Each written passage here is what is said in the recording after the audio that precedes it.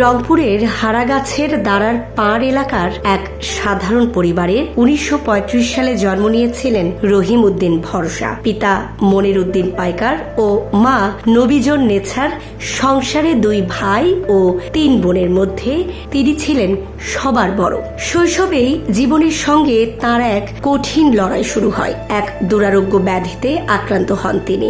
বিভিন্ন চিকিৎসাতেও যখন সুস্থতা ফিরছিল না, তখন তার মা আল্লাহর উপর ভরসা রেখে সন্তানের জীবন সঁপে দেন সৃষ্টিকর্তার কাছে। আশ্চর্যজনকভাবে ধীরে ধীরে সুস্থ হয়ে ওঠেন তিনি। সেই থেকেই মা আদর করে তাকে ডাকতে শুরু করেন ভরসা নামে, যা পরবর্তীতে হয়ে ওঠে তার পরিচয়ের অবিচ্ছেদ্য অংশ।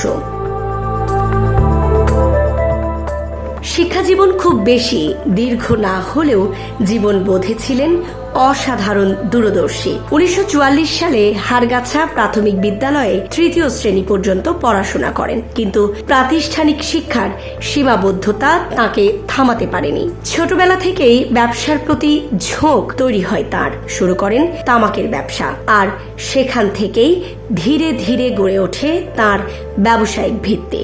১৯৭৩ সালে ঢাকার শ্যামপুরে জমি ক্রয় করে প্রতিষ্ঠা করেন ভরসা ম্যাচ ইন্ডাস্ট্রিজ লিমিটেড, যা তার উদ্যোক্তা জীবনের এক গুরুত্বপূর্ণ মাইল ফলক। ব্যবসায়িক দূরদর্শিতা, দ্রুত সিদ্ধান্ত নেওয়ার ক্ষমতা, মানুষ ও পরিবেশ বোঝার অসাধারণ দক্ষতা, সততা এবং দৃঢ় মানসিক শক্তি, এই সব গুণ তাকে আলাদা করে তোলে। অনেকের কাছে তিনি ছিলেন শুধু একজন ব্যবসায়ী নন, বরং নিজেই একটি প্রতিষ্ঠান।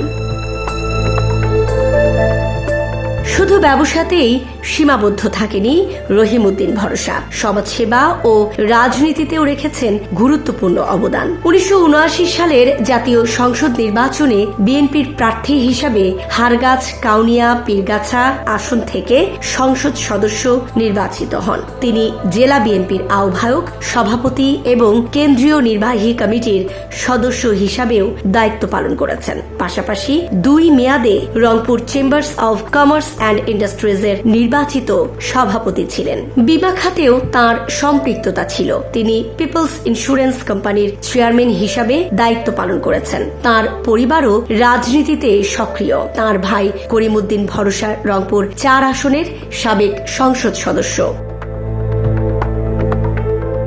১৯৯২ সালের ১৭ সেপ্টেম্বর রংপুরের সংবাদপত্র জগতে নতুন এক দিগন্ত উন্মোচন করেন তিনি। তার উদ্যোগে প্রতিষ্ঠিত হয় দৈনিক যুগের আলো, রংপুর অঞ্চলের প্রথম অফসেট প্রিন্ট পত্রিকা। আধুনিক প্রযুক্তির মাধ্যমে যাত্রা শুরু করা এই পত্রিকার প্রতিষ্ঠাকালে তিনি সম্পাদক মণ্ডলীর সভাপতি ও প্রকাশকের দায়িত্ব পালন করেন। আজও পত্রিকাটি রংপুরের অন্যতম প্রধান দৈনিকী হিসাবে প্রতিষ্ঠিত। মানব সেবায়ও ছিলেন তিনি অনন্য। দরিদ্র মানুষের পাশে দাঁড়ানো ছিল তার জীবনের এক অবিচ্ছেদ্য অংশ। কারো মেয়ের বিয়ে, কারো পড়াশোনা, চিকিৎসা, কৃষিকাজ এবং কর্মসংস্থান, যেখানে প্রয়োজন সেখানেই সাহায্যের হাত বাড়িয়েছেন তিনি। ধর্মপ্রাণ এই মানুষটি দেশের বিভিন্ন মসজিদ, মাদ্রাসা এবং এতিমদের জন্য অকাতরে দান করেছেন। তার ব্যক্তিগত উদ্যোগে প্রতিষ্ঠিত বেশ কয়েকটি প্রতিষ্ঠান আজও তার স্মৃতি বহন করছে। এর মধ্যে রয়েছে নবীজন নেছা বালিকা উচ্চ বিদ্যালয়, পীরগাছা মহিলা কলেজ, রহিমিয়া এতিমখানা এবং মনির উদ্দিন দাতব্য চিকিৎসালয়, যেগুলো শিক্ষা ও মানব কল্যাণে গুরুত্বপূর্ণ ভূমিকা রাখছে।